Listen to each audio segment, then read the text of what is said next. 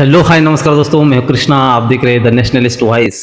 तो चलिए आज के वीडियो की शुरुआत करते हैं। आज के वीडियो में हम जानेंगे देखेंगे कि किस तरीके से चुनाव नज़दीक आते ही पार्टियां हिंदू बनने लग जाती है। अब तक ऐसा होता था कि लोग हिंदुओं को उनमें फूट डालकर उनको जातियों में बांटकर मुसलमानों का वोट एकत्र लेके वो जीत जाया करती थी। लेकिन पिछले कई 4-5 सालों से बीजेपी ने ये उनका मिथक तोड़ दिया है और हिंदू एकजुट होके वोट कर रहा है। इस वजह से उनको अब लगने लगा है कि बिना हिंदुओं के वोट पाए वो अब मुकाबला नहीं कर सकते। ये बड़ी अच्छी बात कही आप। इस वजह से सारी की सारी पार्टियां किस तरीके से हिंदू अपीजमेंट में अब लगी हुई है और हिंदुओं को धोखा देने में आगे आ रही है। इसकी कड़ी में हम आपको दिखाएंगे कि कांग्रेस कितनी आगे है और सपा कितनी आगे है। इस बारे में हम चर्चा करेंगे, लेकिन आप बने रहिए, इस वीडियो को पूरा अंत तक देखिए और जाते जाते आप ये जान जाएंगे कि पार्टियों का मेन एजेंडा है क्या। तो वीडियो को चलिए शुरू करते हैं। हुआ यूं कि राहुल गांधी जो कि हमारे नेता प्रतिपक्ष है, वो आजकल मंदिर मंदिर घूम रहे हैं। आपने अभी फिलहाल में देखा ही होगा कि किस तरीके से उनका एक प्रभु परशुराम का उनका एक फोटो बना के उनके कार्यकर्ता चेले चपाटे उनको दुग्धाभिषेक कर रहे हैं और उनको भगवान परशुराम की उपमा दे रहे। उसी तरीके से आपने देखा होगा अखिलेश यादव जो कि समाजवादी पार्टी के मुखिया है, उनका भी आपने भगवान श्री कृष्ण का रूप लिए हुए वो फोटो देखा होगा। तो ये लोग आजकल साबित क्या करना चाहते हैं, ये जो अखिलेश यादव है वो भी मंदिर मंदिर घूम रहे लेकिन राम मंदिर नहीं जा रहे।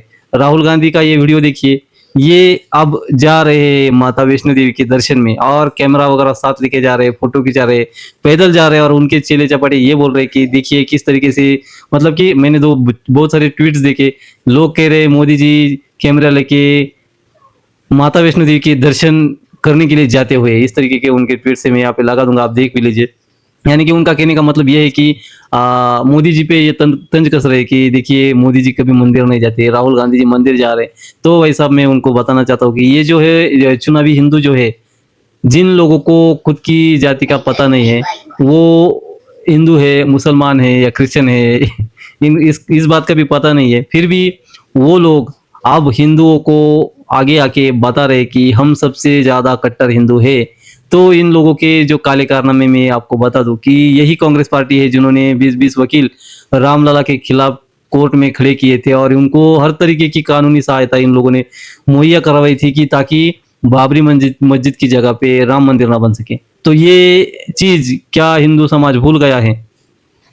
जो भी अपनी अपनी राजनीति चमकाने के लिए अपना अपना फायदा देखते हैं, उन लोगों के लिए राम मंदिर का विरोध कोई महत्वपूर्ण मुद्दा नहीं है। लेकिन जो सच्चा सनातनी है, हिंदू है, उसके लिए राम मंदिर के आंदोलन में इन लोगों ने किस तरीके का विरोध किया था, कांग्रेस पार्टी ने खास करके, वो कोई भी हिंदू समाज जो भी सच्चा सनातनी वो कभी भी भूलेगा नहीं। और हम ये जिम्मेदारी उठाते हैं कि हमारी आने वाली पीढ़ियों को भी ये चीज हम बार बार बताते रहेंगे कि किस तरीके से इस कांग्रेस पार्टी ने बाबरी मस्जिद की जगह वो जो ढांचा था जो कि राम मंदिर के ऊपर इलीगल तरीके से बनाया गया था, उसके लिए इन्होंने कितने वकील कोर्ट में खड़े किए थे, ये कोई भी भूलेगा नहीं। और आप भी अगर सच्चे सनातनी हिंदू हो तो ये चीज आप कभी भूलोगे नहीं और आपके बच्चों को भी ये बार बार बताते रहोगे कि इनका असली चरित्र क्या है। तो अब ये माता वैष्णो देवी जाए और इतने ही सच्चे सनातनी है तो ये राम मंदिर के दर्शन करने के लिए अब तक गए क्यों नहीं?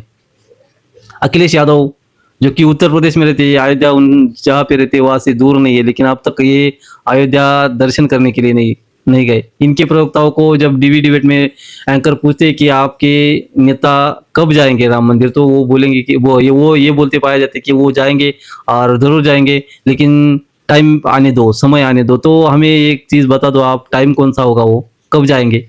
उनके जाने से राम मंदिर को कोई कांग्रेस हो या राहुल गांधी हो या फिर अखिलेश यादव हो, उनके जाने से राम मंदिर के लिए कुछ फायदा नहीं होगा, लेकिन उनके खुद के पाप कुछ धुल जाएंगे, ऐसा मुझे लगता है। लेकिन ये लोग नहीं जाएंगे क्योंकि उनको पता है कहाँ पे अटैक करना है और कहाँ पे पीछे रहना है।